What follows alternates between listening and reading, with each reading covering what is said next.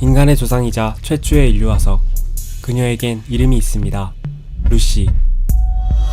그리고 이 이야기의 시발점이자 종지부를 찍을 주인공 루시입니다. 이 영화를 처음 접하신다면 조금은 이상하고 불편해집니다. 어쩌면 화려한 액션과 특별한 무엇인가를 기대했을 수도 있지만 시작은 지극히 현실적인 다큐멘터리가 아닐까 하는 착각을 들게 합니다. 초반부의 영화는 지극히 본능적인 인간의 본성에 대해 말하고 있습니다. 사귄 지 고작 일주일 된 그녀의 남자친구 리차드의 겜에 넘어간 루시는 쥐덫 앞에 놓인 한 마리의 생쥐가 되었고 겁없이 먹이를 노리는 포식자들에게 다가갑니다. I'm here for, Mr. Jane? 그리고 교차 편집된 이 장면을 통해 현재 우리의 삶 또한 다르지 않음을 말하고 있습니다. 이는 우리의 기본적인 삶을 지탱하는 모든 본능과 욕구들이 짐승들과 다를 바 없음을 시사하고 있습니다.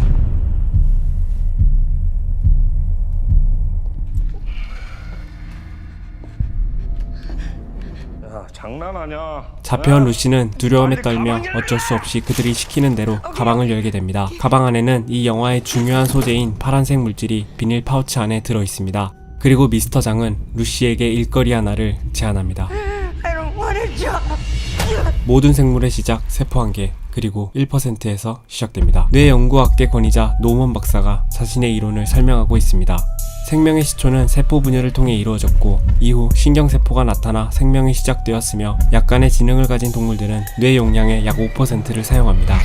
그리고 먹이사슬의 정점에 선 인류는 두뇌의 10%를 사용합니다. 10%의 수치는 단순한 직립보행과 도구 사용을 넘어 현대사회의 과학을 이룩한 놀라운 결과물을 가져왔습니다. Humans are concerned more with having than being. 미스터 장이 제안한 일거리는 파란색 물질 CPH4라고 불리우는 물건의 전달이었고 밀반입을 위해 루시의 배를 열어 물건을 넣었습니다. 루시뿐 아니라 여러 명의 사람들을 이용했고 이들은 준비된 티켓으로 각국으로 보내지게 됩니다. You gonna sell this? I'm afraid it's our business model. Okay. Keep calm. 알 수 없는 곳으로 보내진 루시는 그곳에서의 사고로 배 안에 함께 봉합된 물질인 CPH4의 일부분이 새어나오게 됩니다. 그 물질은 루시의 몸 안에서 흡수되어 몸 구석구석 각각의 세포에 흡수되어 갑니다. 그리고 루시는 인류 최초로 뇌의 20%를 사용하게 됩니다. Let's imagine for a few moments. 모건 박사는 조금 공상과학적인 이야기를 시작합니다. Let's say 20% of our brain's capacity.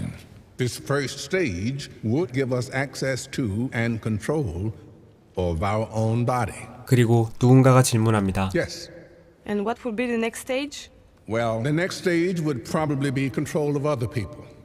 그렇다면 만약 누군가가 뇌의 100%를 사용할 수 있다면 100%? 어떤 일이 일어날까요?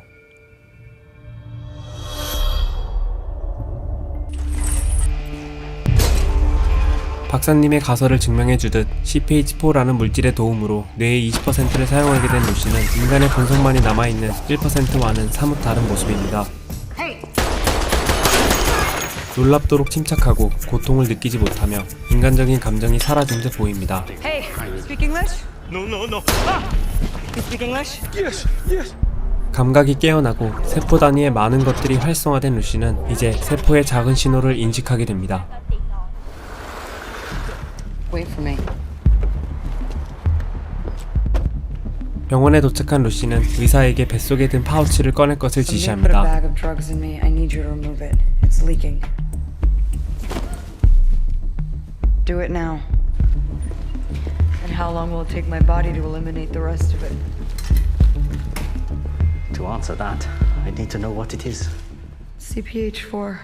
루시가 말한 이 물질 CPH4. 의사는 이 물질에 대해 무엇을 알고 있을까요? 병원을 나온 루시는 나머지 파우치의 행방을 찾기 위해 다시 한번 미스터 장을 찾아갑니다.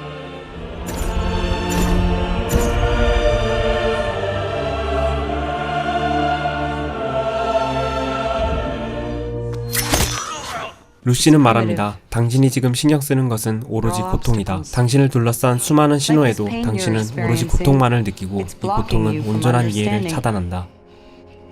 All you know now is pain. That's all you know, pain. 이는 모든 의식과 이해가 너무나 강한 자극인 고통에서 벗어날 수 없음을 의미하며 루시는 이곳에서 벗어나 모든 것을 있는 그대로 받아들이게 됩니다. 배우는 것이 아닌 있는 그대로 모든 것을 알게 됩니다.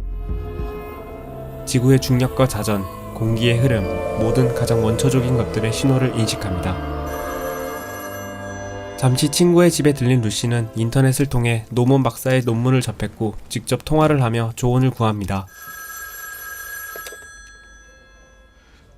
Yes? 자신의 몸에서 일어나고 있는 현상과 앞으로 벌어질 일들, 그 끝에서 자신은 어떻게 해야 할지에 대한 질문을 던집니다. 뇌 용량의 100%를 모두 사용하게 되면 루시에겐 어떤 변화가 일어날까요? 그리고 그 100%의 끝에는 어떤 의미가 있을까요? 사실 아인슈타인조차 죽을 때까지 뇌의 10%도 사용하지 못했다라는 말이 나오면서부터 이 논제에 관한 논란은 계속되었습니다. 100%?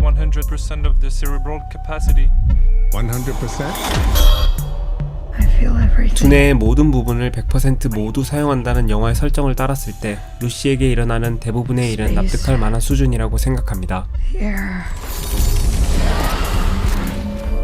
과연 이 영화의 끝에서 루시가 스스로 내린 답은 무엇일까요? This whole purpose of life has been 그리고 이 영화는 우리에게 어떤 메시지를 전달하고 있을까요?